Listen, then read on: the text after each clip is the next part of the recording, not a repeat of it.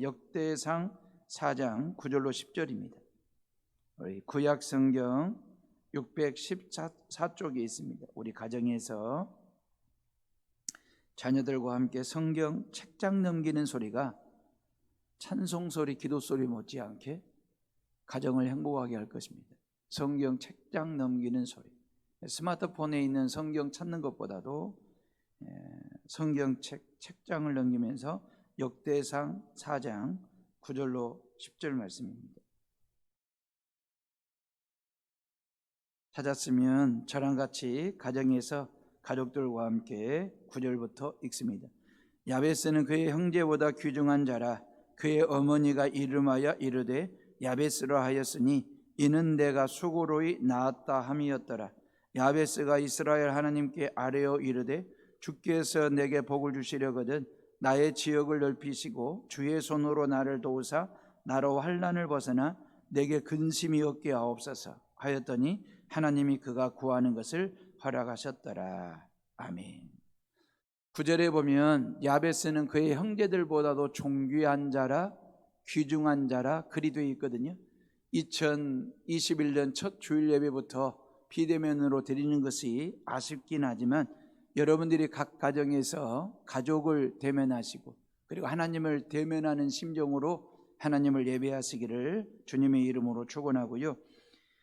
정말 다음 주에는 반드시 성전에서 대면하고 하나님을 예배할 수 있도록 우리 같이 대면하며 예배를 드리고 있는 부모님들에게 부모님은 존귀하신 분이십니다 라고 인사 올리십시오.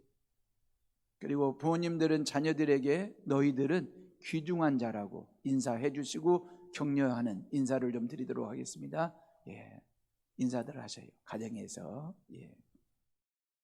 이 신축년 첫 주일을 예배를 비대면으로 드리는 모든 성도들에게 제가 인사 올리겠습니다. 존귀한 해오름의 성도들을 사랑하고 축복합니다. 그리고 여러분들이 정말 보고 싶습니다. 올 한 해 존귀한 자로 사시기를 주님의 이름으로 축원합니다.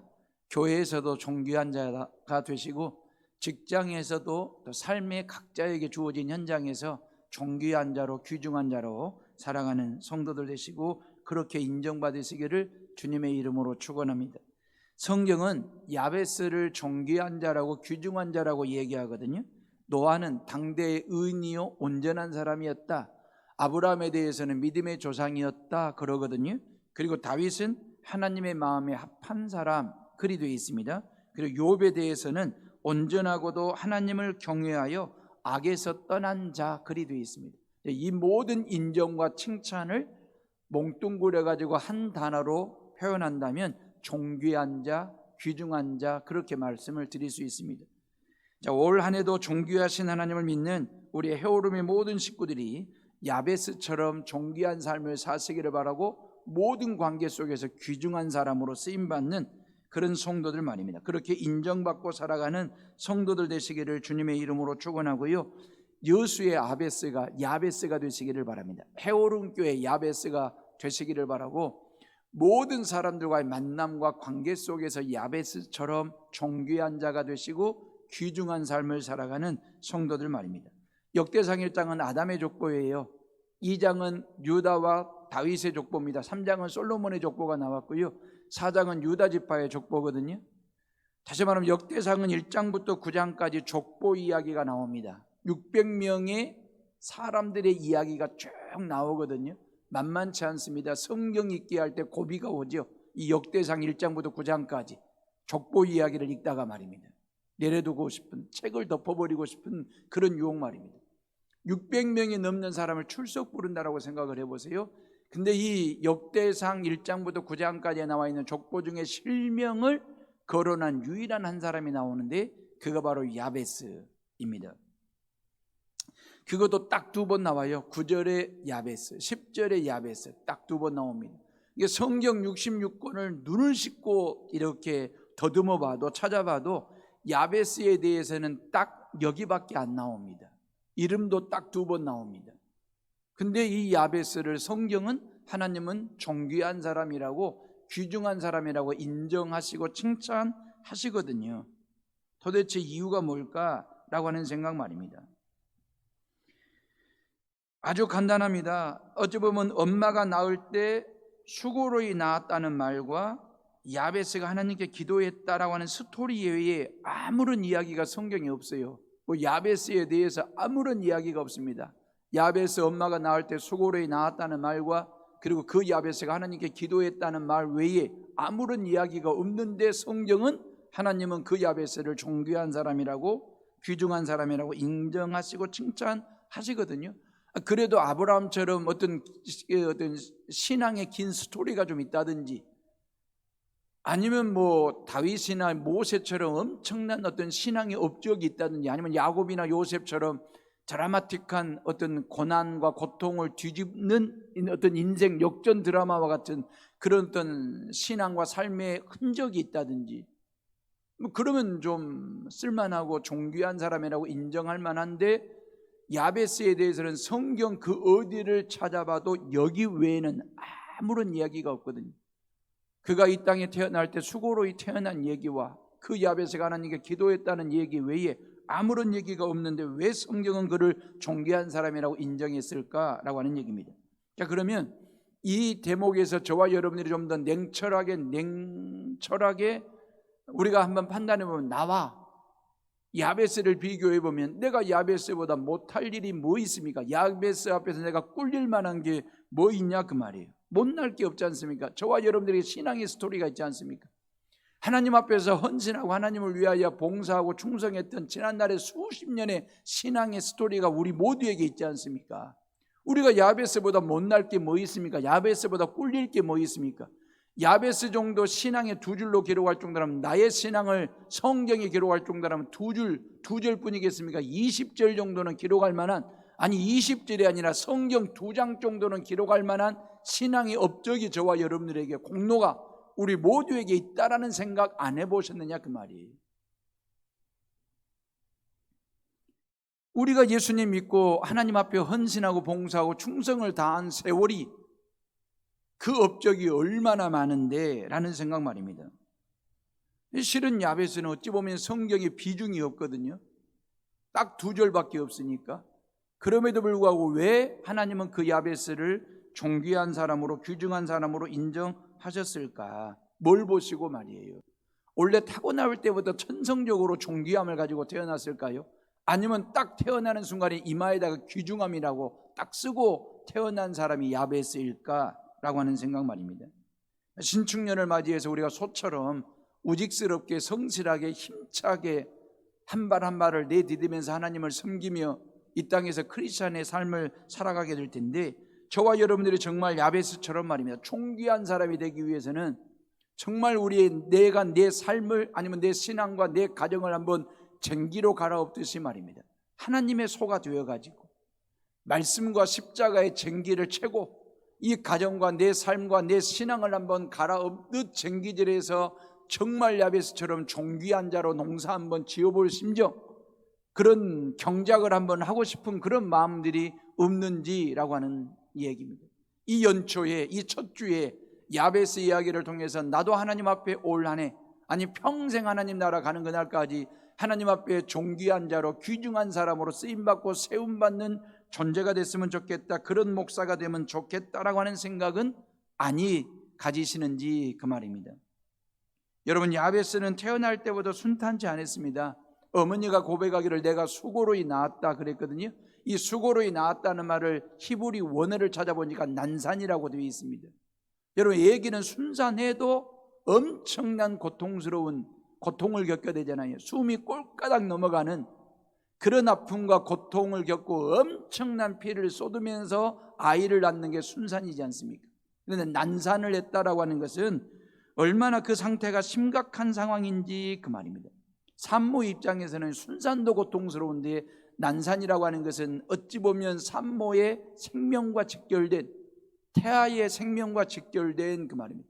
지금이야 워낙 의학이 발달이 돼가지고 의술이 좋으니까, 또한 의사 선생님들이 의술이 탁월하니까 산모도 살리고 태아도 살릴 수 있겠지만, 난산 중에도 말입니다, 수천 년 전에 산모가 난산 중에 있다, 이 말은 산모도 죽을 수 있고 태아도 죽을 수 있는 절박한 상황이었다 그 말이에요.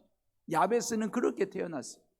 야베스의 엄마가 그렇게 난산 중에 낳은 아이가 야베스이거든요. 어찌 보면 미혼모였는지도 모릅니다. 사생아였는지도 모르겠습니다. 왜냐하면 야베스라고 하는 이름을 어머니가 지어줬기 때문에 그렇습니다. 유복자였던 것 같습니다. 원래 이스라엘 사람들은 자녀들의 이름을 아버지가 지어주거든요. 근데 아버지가 지어주지를 못하고 어머니가 지어준 걸로 봐서 이 야베스는 유복자였을 거라는 생각 말입니다. 라헬이 그랬잖아요.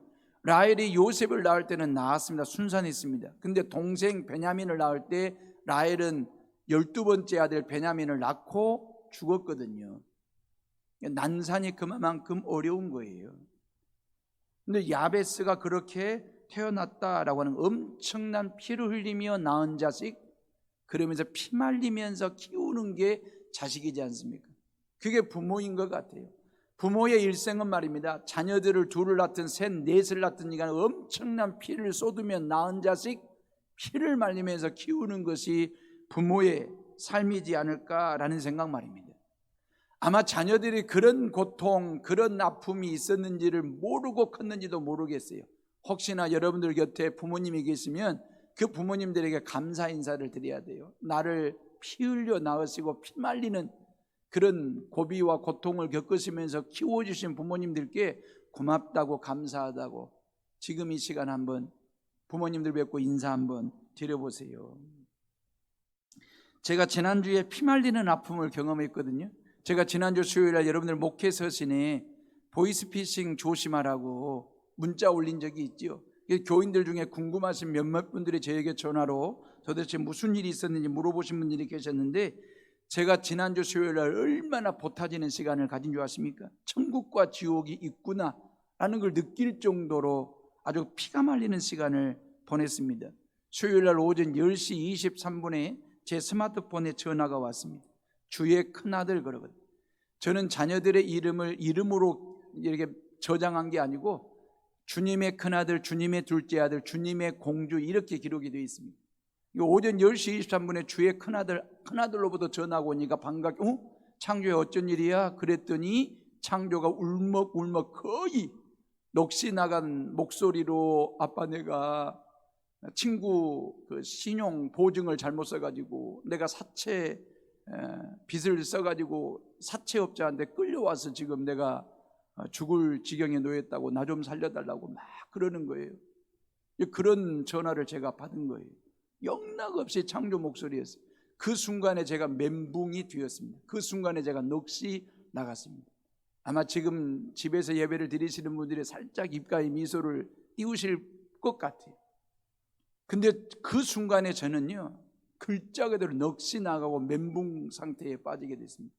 사채업자가 저에게 창조 아빠냐고 묻길래 그렇다고 그랬더니 대개 아들이 지난 10월 19일 날 김기철이라고 하는 친구 보증을 서가지고 나한테 5천만 원을 대출해가 나갔는데 그 김기철이가 그 돈 가지고 도망을 치고 당신 아들 창조가 그 빚을 갚아야 된다고. 근데 못 갚고 있길래 내가 끌고 잡아봤다고.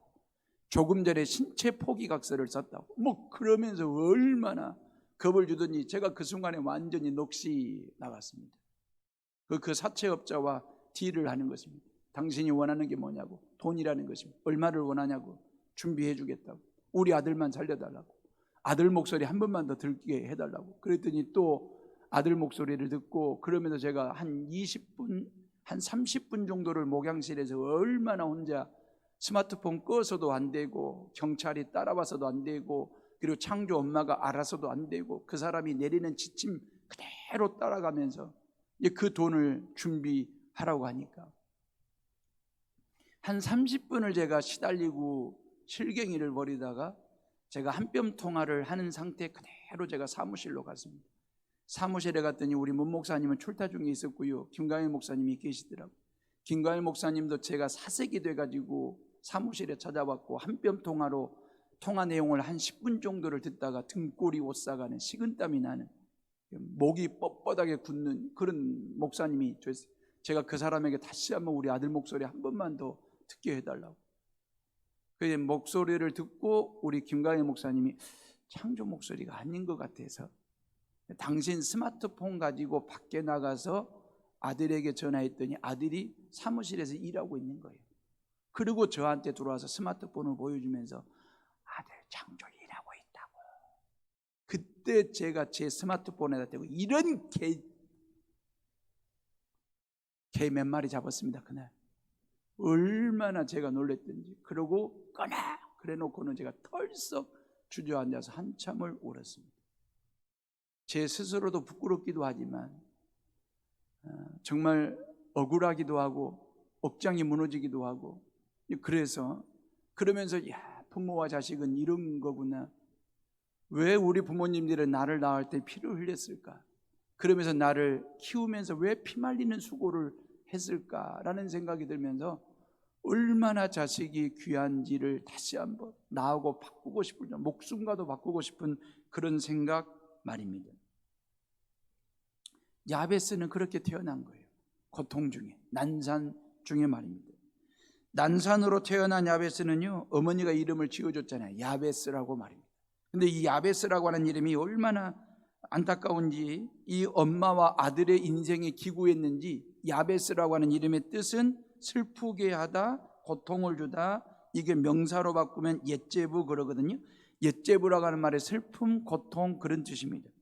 야베스는 출생을 보나 가정 형편으로 보나 이름의 뜻으로 보나 전혀 존귀함이 드러나지 않지 않습니까? 전혀 귀중함이 보이지 않지 않습니까? 근데 왜 성경은 야베스를 존귀한 자라고 인정하시고 칭찬하셨느냐? 어찌 보면 존귀한 자가 아니라 슬픈 자요, 고통스러운 자요, 쓸모없는 자요, 좀 더 심하게 표현하면 버림받은 자인데, 야베스가 말입니다.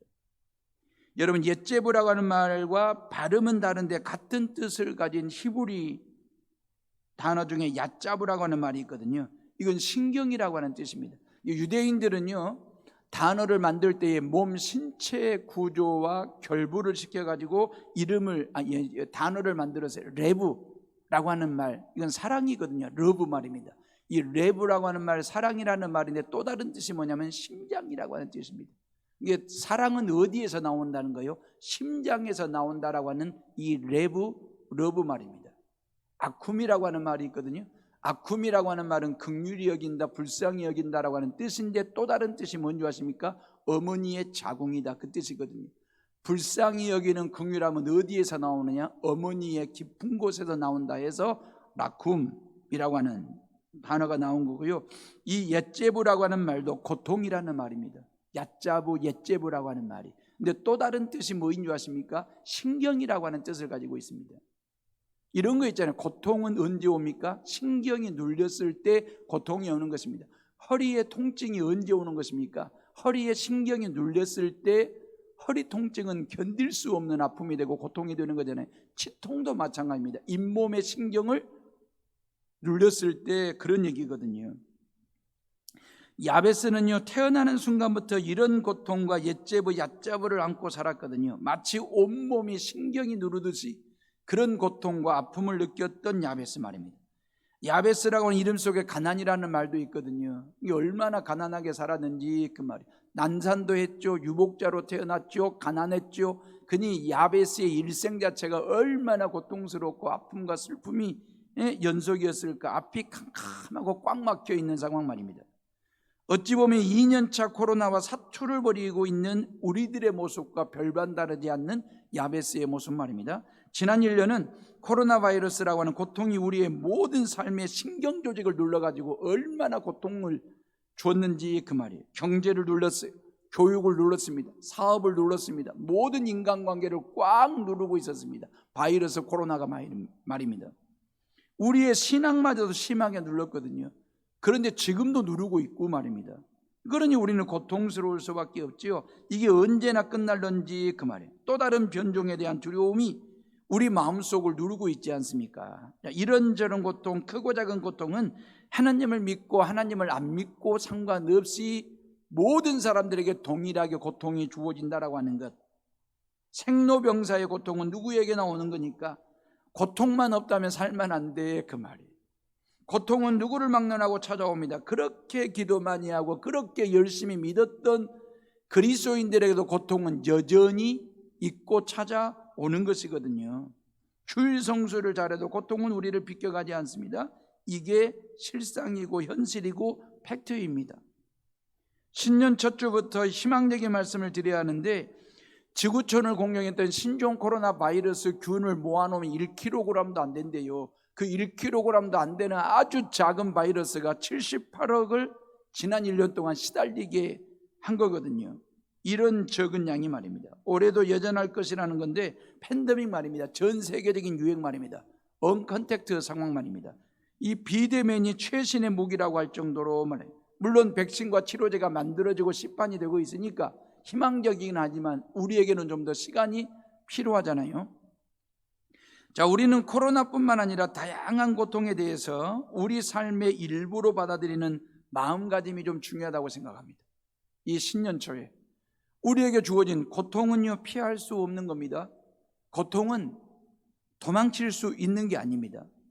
누구에게나 고통은, 일상적인 고통은 공통적으로 주어지는 그 고통을 우리가 잘 받아들일 줄 아는 수용성 마음가짐 말입니다. 하나님을 믿는 우리에게는 고통이 없었으면 참 좋겠다. 하나님 믿어가지고 고통과 질병과 아픔과 실패가 없어질 것 같으면 그 말이에요. 얼마든지 다 예수님 믿죠. 얼마든지 다 그리스도인으로 살아가는 거죠. 근데 그게 아니거든요. 성경은 전도서 7장 14절을 보면 형통한 날에는 기뻐하고 공고한 날에는 뒤돌아보아라. 이 두 가지를 하나님이 병행하게 하사 사람이 그의 장래 일을 능히 헤아려 알지 못하게 하셨느니라 그랬어요. 여러분, 전도서를 썼던 솔로몬이 오랜 세월을 살면서 경험한 게 뭐냐면, 터득한 것이 뭐냐면, 우리 인생사 가는 길에 형통한 길과 형통한 날과 공고한 날 두 날이 있다는 거예요. 이 두 날 외에 다른 날이 없다. 형통하든지 공고하든지 그 말이에요. 좋은 날과 나쁜 날 외에는 없다. 여러분들의 생각은 어떻습니까? 여러분들 지금까지 살아오신 삶의 페이지를 한번 이렇게 넘겨봐 보세요. 이 두 가지 외에 그 말이에요. 근데 중요한 것은 솔로몬이 뭐라고 얘기한지 아십니까?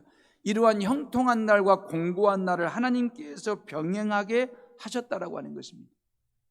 하나님께서 우리에게 두 가지를 다 줬다는 거예요.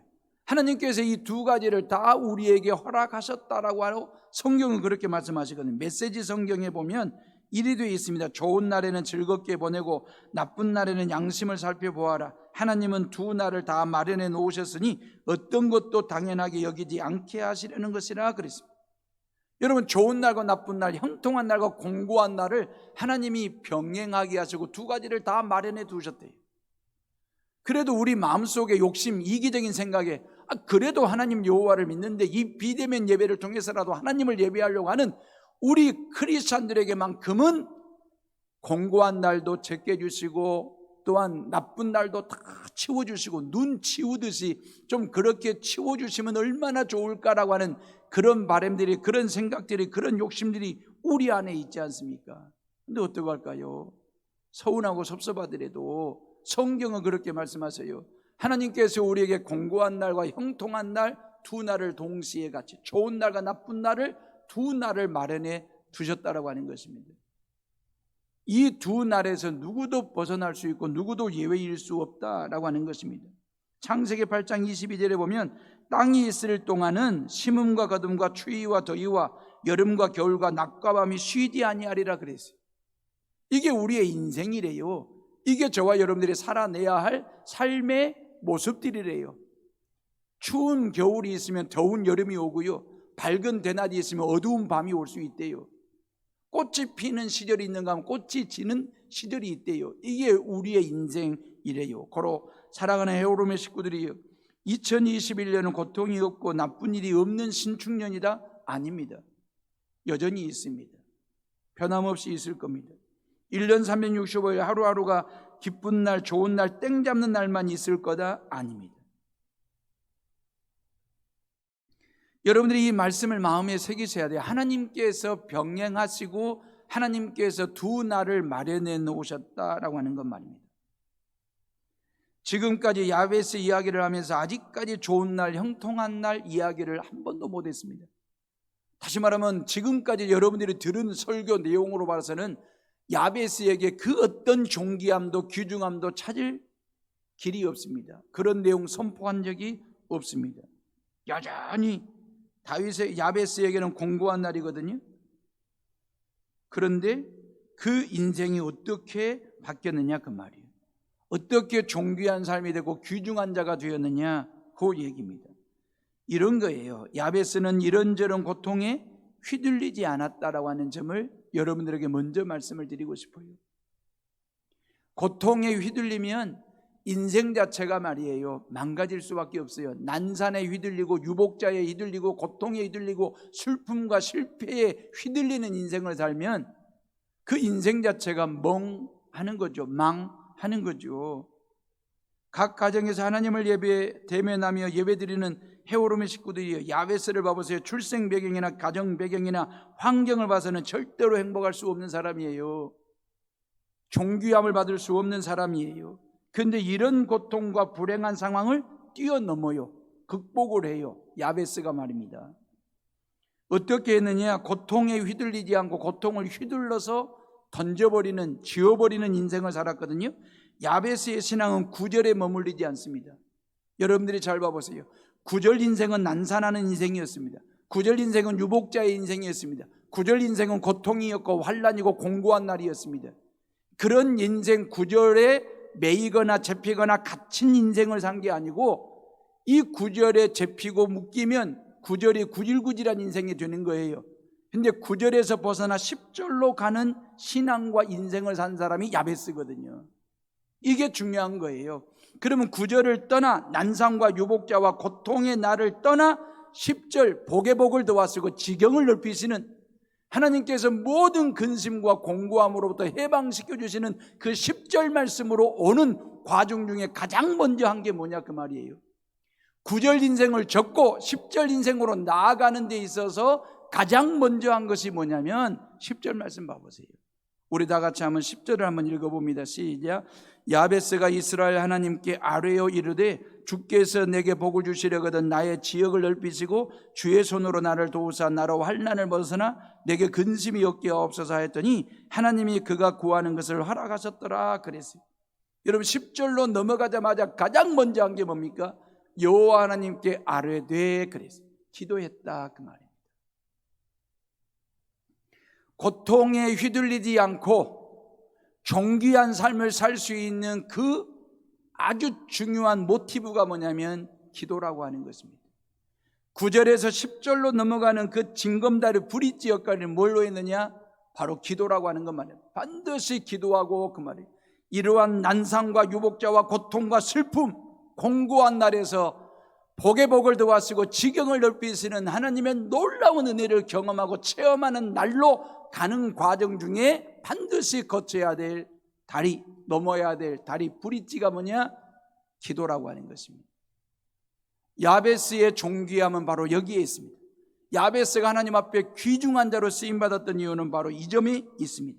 여호와 하나님 앞에 기도하고 또 기도했다는 난산 인생이 순산 인생으로 바뀌는 것만입니다. 여러분 공고한 날이 형통한 날로 바뀌는 것은 언제 바뀌냐면 그 시점이 기도하는 시점입니다. 왜요? 누가? 하나님 여호와께서 그 말. 기도의 대상은 누굽니까? 하나님 여호와이시지 않습니까? 그 기도를 들으시는 분이 하나님이시고 응답하시는 분이 하나님이신데 그 하나님이 그 기도를 들으시고 야베스로 하여금 고통의 날에서 벗어나 복의 복을 더하는 날로 갈 수 있도록 인도하시는 그 하나님의 은혜, 그 과정에 기도가 있었다라고 하는 것입니다. 보이스피싱으로부터 벗어나는 순간은요 마음속으로 얼마나 간절하게 기도했는지 모릅니다. 제가 그날 사기꾼에게 전자정보로 낚여가지고 사기를 당하면서도 마음속으로 얼마나 기도했겠습니까? 우리 아들만 살려달라고, 우리 아들만 살려달라고. 그 순간만큼은 나를 희생시켜서라도 자식만큼은 살리겠다라고 하는 간절한 기도가 있었으니 미칠 것 같더라고요. 그래서 미치도록 기도했습니다. 제가 죽을 것만 같더라고요. 예, 죽도록 하나님 앞에 기도했습니다. 30분 정도 가슴이 터지고 숨이 멎는 듯한 기도가 막히는 그런 고통을 제가 30분 동안 목양실에서 사무실에서 그 고통을 느꼈거든요. 기도가 막히려는 고통 중에 하나님께 기도를 했더니 하나님께 드리는 기도가 막힐 것 같았던 기도도 뚫어주시고 숨통을 터뜨려 주신 것이 바로 기도였습니다. 올해도 코로나19는 여전해요. 그러나 눈에 보이지 않는 코로나에 휘둘리지 말자 그 말이에요. 이런저런 고통과 아픔도 여전해요. 올해도. 근데 고통과 아픔에 쩔쩔매지 말자 그 말이에요. 저처럼 한 통의 사기꾼 전화에 무너지는 사람이 되지 말자 그 말이에요. 야베스가 존귀한 자가 되고 존귀한 삶을 살 수 있었던 것은 바로 이 점이, 고통에 휘둘리지 않고 중심을 잡는 축이 있었어요. 그의 중심을 잡아주는 축이 뭐냐면 기둥이라고 하는 중심축 말입니다. 그의 삶을, 그의 신앙을 흔들리지 않도록 어떤 고난이든 고통이든 질병이든 아픔이든 슬픔과 실패 중에도 흔들리지 않도록 축이 되고 중심을 잡아줬던 것은 야베스의 삶 가운데 기도라고 하는 기둥이 있었다라고 하는 것입니다. 어느 누구도 고통에 예외가 없습니다. 목사라고 해서 하나님이 특별히 봐주는 게 아니더라고요. 제가 겪어보니까 고통은 피할 수 없어요. 피할 수 없는 고통이라고 한다면 인정하고 수용하고 기도하자 그 말. 고통과 싸우지 말고 기도로 하나님과 씨름하자 그 말이에요. 어찌 보면 나를 더 고통스럽게 하는 것은 고통 자체보다도 고통에 대한 나의 감정적 기분이고 해석이지 않을까요? 잘 생각해 보세요. 내가 직장 생활을 할 때, 예를 들어 직장에서 상사가 이유 없이 큰 소리를 치고 화를 냈을 때 기분 나쁠 수 있죠. 그런데 조금만 생각해 보면 기분 나쁘게 하는 것은 상사이기 전에 내가 나를 기분 나쁘게 할 수 있습니다. 상사의 기분 나쁨에 내가 왜 동참해야 되는 이유가 뭐 있습니까? 상사가 기분 나빠가지고 화를 내고 썩내고 소리를 쳐도 내가 내 안에 계신 예수님을 통해서 그 화냄과 썩냄과 큰소리침을 믿음으로 이겨내고 신앙적으로 잘 해석하고 적용하고 수용하면 내 마음속에는 상사의 기분 나쁨과 상관없는 기쁨이 내 안에 넘치게 되는 거잖아요. 야베스가 왜 존귀합니까? 다른 거 없습니다. 기도했기 때문이래요. 야베스 이야기는 성경 66권 중에 여기 딱 2절밖에 없어요. 근데 그 야베스를 하나님은 존귀하고 귀중한다라고 인정하신 이유가 뭐냐면 기도했기 때문에. 기도 자체가 존귀한 거예요. 야베스가 2가지 기도를 드렸잖아요. 하나님이여, 제 삶의 지경을 넓혀주옵소서. 하나님께서 내게 복에 복을 더하시고 나로 하여금 지경을 넓히게 해달라고 첫 번째 기도. 2번째 기도는 주님의 손이 나를 도우셔서 나의 삶을 보호하사 환난과 근심으로부터 벗어나게 하소서. 이게 야베스의 2번째 기도거든요. 성경을 아무리 봐도 야베스가 어떤 특별한 능력을 가졌다더라, 어떤 특별한 은사를 가지고 있다더라, 어떤 재능이 탁월한 재능이 있다더라, 그런 게 없어요. 성경 어디를 봐도. 근데도 왜 그가 존귀한 자가 됐냐 그 말이에요. 기도했기 때문이에요. 재능이 없어도, 은사가 좀 부족해도, 어떤 신앙적 체험 경험이 좀 부족하더라도 기도하고 있으면 그 말이에요. 그 기도를 통해서 그 말이에요. 야베스가 부자 출신도 아니고 가난한 사람이었지 않습니까? 배운 것이 많은 것도 아니었지 않습니까? 근데 야베스는 모든 환난과 근심과 고통과 이 질병과 실패를 무엇으로 극복했어요? 기도를 통해서 이겨내고 기도를 통해서 극복해 냈다라고 하는 것입니다. 그 기도를 들으시고 응답하시는 하나님 때문에 존귀한 사람이 된 것입니다. 각 가정에서 하나님을 대면하며 예배를 드리는 해오름의 식구들이, 기도는 뭡니까? 기도는 뭡니까? 기도는 자기를 넘어서게 하는 하나님의 방법입니다. 내가 할 수 없는 것, 내 스스로 풀 수 없는 것, 내가 넘을 수 없는 것, 내가 극복할 수 없는 걸 극복하게 하고 넘게 하는 힘이 기도 안에 있는 것입니다. 하나님의 도우심을 받아야 내가 나를 넘어서는 거잖아요. 야베스는 이걸 알았어요. 야베스는 자기 스스로에게 이 환난이나 고난이나 아픔, 이 난상과 유복자의 서러움을 이겨낼 만한, 극복해낼 만한 힘과 정답이 자기 안에 없음을 알았어요. 그걸 인정하고 하나님께 기도하고 또 기도한 사람이 야베스. 야베스가 드린 기도 내용, 주께서 내게 복의 복을 더하시고 지경을 넓혀달라고 기도했지 않습니까?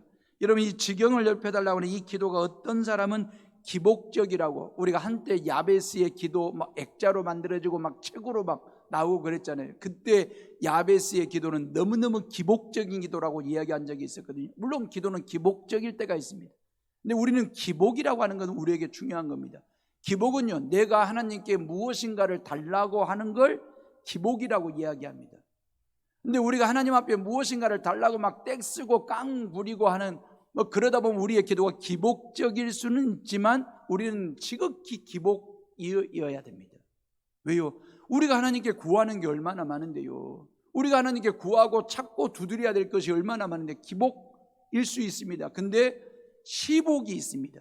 이건 로마 캐톨릭에서 많이 사용하는다는데요, 시복이라고 하는 말은 하나님께서 그냥 주시는 복을 시복이라고 이야기합니다. 우리에는 두 개의 복이 있는 거죠. 기복과 시복 말입니다.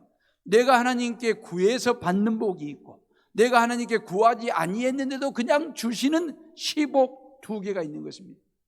우리 이 시간 가정에서 예배를 드리는 모든 성도들이 올 한 해 동안 말입니다, 사업장과 직장과 모든 자녀들이 이러한 기복과 시복을 동시에 받는 은혜가 있기를 주님의 이름으로 축원합니다. 이러한 복 말입니다. 중요한 거죠. 시편 2편 8절에 보면 이리 되어서 내게 구하라, 내가 이방 나라를 내 유업으로 주리니 네 소유가 땅끝까지 이르리라 그랬어요. 하나님께 구하래요. 하나님께 구하면 하나님께서 이방 나라 열방까지 내가 너에게 주며 너의 유업인 네 소유가 땅끝까지 이르리라 그랬거든요.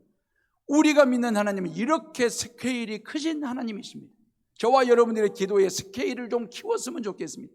하나님, 내게 열방을, all nations 말입니다. 하나님이 나에게 모든 나라 모든 열방을 내게 달라고, 이런 스케일이 큰 기도를 하나님 앞에 가정에서 이 시간 가족들과 함께 드리는 성도들만, 모든 자녀들의 스케일이 큰 사람이 되려면 스케일이 큰 기도를 하나님 앞에 드릴 줄 아는 그 믿음 말이에요.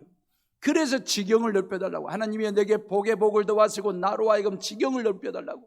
예, 여러분들의 사업의 지경이 넓혀지고 모든 자녀들에게 지혜와 지식의 지경이 넓혀지고 이 코로나 때의 건강의 지경이 넓혀지고 능력의 지경이 넓혀지는 역사가 일어나기를 주님의 이름으로 축원합니다.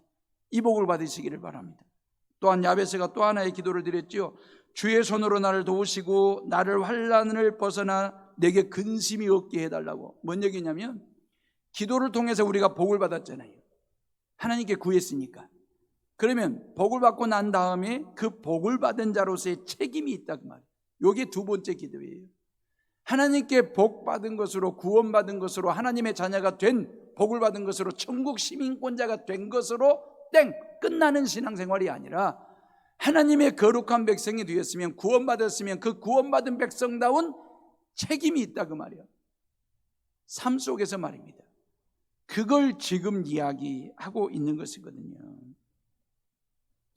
우리가 하나님 앞에 좋은 것 구하는 것도 좋지요. 근데 좋은 것보다도 위대한 것을 구하십시오. 하나님은 우리에게 좋은 것도 주시지만 하나님께서 우리에게 주시는 것은 위대한 것을 주시는 분이 있습니다. 우리가 이 땅에 살면서 좋은 사람으로 사는 것도 중요하지만 위대한 사람으로 사는 것 말입니다. 그러려면 야베스처럼 말입니다, 스케일 큰 기도를 하나님 앞에 드리는 거죠. 하나님이 내게 복의 복을 더하시고 지경을 넓혀달라고 기도하시고, 하나님이 내게 복을 주셔서 모든 환난과 근심으로부터 벗어나는 책임 있는 존귀한 자로 삶을 살아갈 수 있게 해달라고 기도하고 또 기도하는 거예요. 결론입니다. 하얀 소의 해입니다. 신축년 새해가 밝았습니다. 농촌에서 제가 자랄 때에 제가 봤던 소의 이미지는 이런 거였습니다. 진짜 우직스럽게 일을 합니다. 성실하게 일을 합니다. 힘을 쓰면서 일을 합니다. 소가. 그리고 주인의 말에 순종하는 짐승이 소였습니다. 어깨에다가 쟁기를 매주면 이 소가 밭을 갈고 논을 갈아요. 어깨에다가 손술에 구루마를 채워주면 이 소가 엄청나게 무거운 짐을 지고 장까지 손수레를 끌고 가요. 순종을 잘해요. 주인이 하라는 대로 말입니다.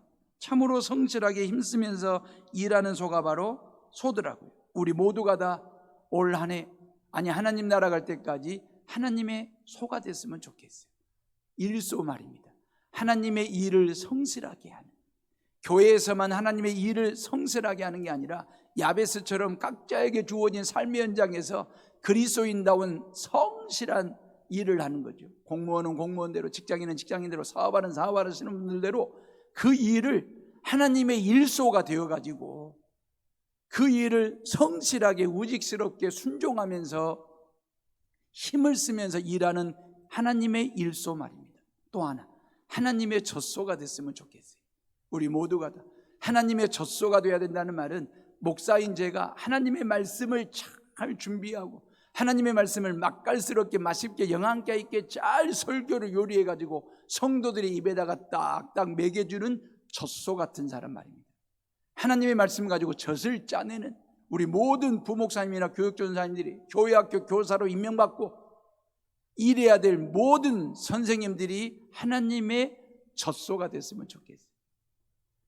하나님의 말씀의 젖을 먹이는, 사랑의 젖을 먹이는 젖소가 되고 일소가 되었으면 좋겠다라는 생각 말입니다.